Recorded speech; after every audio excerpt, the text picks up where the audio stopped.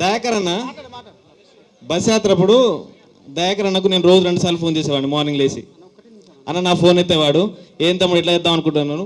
ఇవాళ మార్నింగే ఫోన్ చేశాను నేను, అన్న లైబ్రరీ కంటే వస్తున్నారంటే కనీసం ఫోన్ కూడా ఎత్తలేదు నా ఫోను. వీళ్ళు పరిష్కారాలు చూపుతారంటే నేను నాకు నమ్మకం.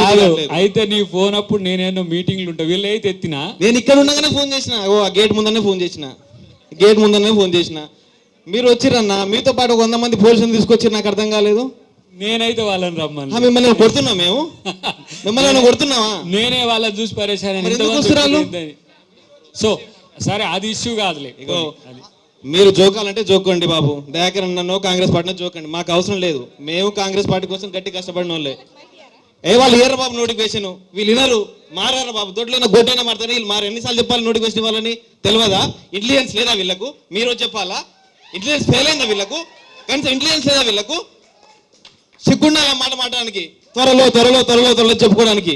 ఇంటెలిజెన్స్ ఉంటుంది బాబు, మీకు ఇంటెలిజెన్స్ ఉంటుంది, మీరు మాట్లాడతారు. కనీసం ఇక్కడ సభ పెట్టుకున్నందుకు 10,000 పోలీసులు వస్తారు, కానీ మీకు ఇంటెలిజెన్స్ లేదా? అంత అబద్ధాలు, డ్రామాలు. వీడికి వస్తే రాజకీయ నాయకులు ఇక్కడ వీళ్ళు మంత్రి పదవి దొరుకుతుంది, ఎవరైతే రాజకీయ నిరుద్యోగులు ఉన్నో వాళ్ళకు పదవులు వస్తాయి, అంతే తప్ప ఏం లేదు. హలో ఏం పేరు నీ పేరు? నా పేరు ఇందిరానాయక్ అన్న. ఇందిరానాయక్. వాళ్ళ అవకాశాలను పోగొట్టే హక్కు నీకు లేదు. నువ్వేం మాట్లాడాలనుకుంటున్నావు మాట్లాడు. నువ్వు విను. వాళ్ళ అవకాశాలను కాదు. మీరు మొదటి సంవత్సరంలో 2 లక్షల ఉద్యోగాలు ఇస్తున్నారు. మీరు మొన్న ఇంటర్వ్యూలో ఏం చెప్పారు? నేను చెప్పేది నీది అంశం ఏదన్నా ఉంటే ఇక్కడ చెప్పు, కానీ ఈడ వచ్చి రచ్చ చేసి వాళ్ళ డెమోక్రటిక్ రైట్ను కాలరాశాకు నీకెక్కడది. మేము మాట్లాడలేమని లెక్క. మాకంటే ఎక్కువ లౌడ్గా మాట్లాడతావా? ఇక నేను కౌంటర్ ఇయ్యలేను. నేను గిదానిక ఈడ పెట్టింది. మొన్న వాళ్ళతో ఏం చెప్పినా, పరిష్కారం కొరకు నన్ను పిలవండి. పంచాయతీకి అయితే చాలా మంది ఉన్నారు, వస్తారు. కాదు, నీ వల్ల నువ్వు మాట్లాడేటప్పుడు చెప్పాలన్నా. అశోక్ సార్ మాట్లాడినప్పుడు వినలే, నువ్వు కూడా చెప్తే వింటావు. ఏం చేస్తామో చెప్తాం బ్రదర్. లేదు అశోక్ సార్ కాదు ఇప్పుడు చెప్పండి. నీ బాధ ఏందో అసలు ఫస్ట్ చెప్పు. ఒకసారి బాత్రూమ్ పోయినప్పుడు కాదు, నీ బాధ ఏందో కాదే, నీ బాధ చెప్పు. నీ బాధ ఏందో చెప్పు ఫస్ట్. నీ బాధ ఏందో చెప్పు. ఇదేం కల్చరా బాబు? నీ సమస్య లేదు, ఏం లేదు, ఊరికనే రచ్చ చేస్తాను. సమాధానానికి అన్న జియో 20 తీసుకొచ్చారు. నువ్వు ఎంతసేపు మాట్లాడినా ఏంట బ్రదర్? నువ్వు ఇష్యూ మీద మాట్లాడు. కాంట్రా ఎందుకు? లాభం లేదు. జియో 20 తీసుకొచ్చిర్రు. ఎవరు తీసుకురామని చెప్పారు? నిరుద్యోగులను గొడవ చేసిర్రా?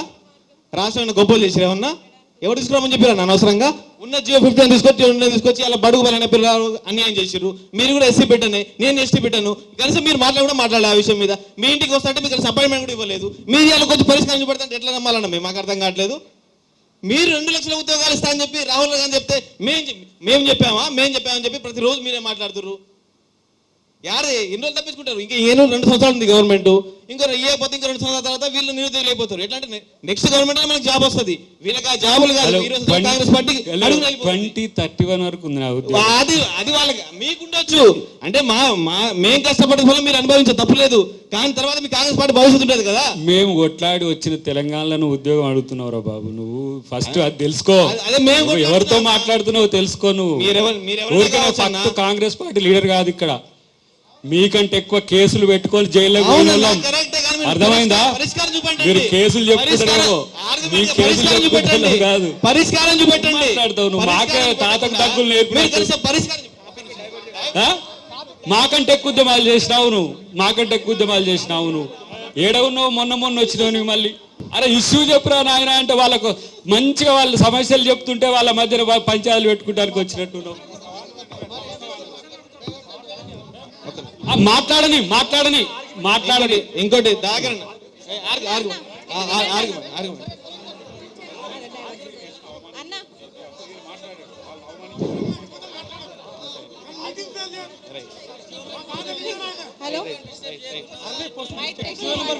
రైట్ అన్న వినండి ఒక నిమిషం. త్వరలో ఉద్యోగాల జాతర అంటుర్రు కదా.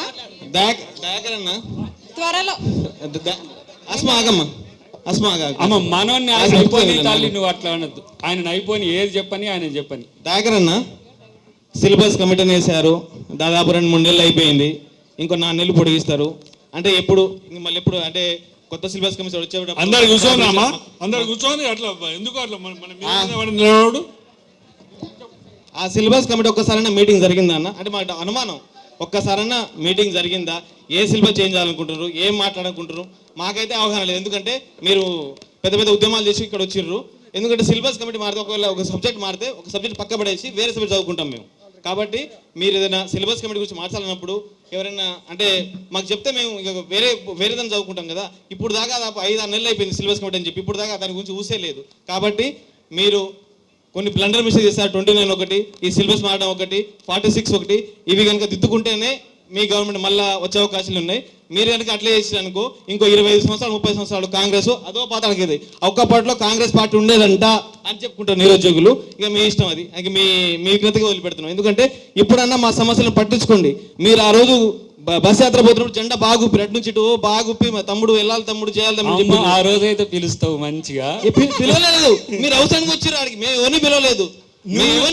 పిలవకపోతే తప్పుడు మస్తు మంది. అదే చెప్తున్నా, మిమ్మల్ని జోకేటోళ్ళు చాలా మంది ఉన్నారు, మాకు సంబంధం లేదు, ఆ విషయం లేదు. ఇగో నువ్వు ఎవరినన్నా జోక్ కానీ వీళ్ళకి ఇబ్బంది చేయ. రైట్, సరే అదైతే మీరు చేయండి. 29 అదైతే మొదటైతే ఉద్యోగాలు వేయండి అన్న. ఆగస్టు 15 లోపల ఉద్యోగాలు వేయకపోతే మాత్రం మరో ఉద్యమం స్టార్ట్ అయిపోతుంది.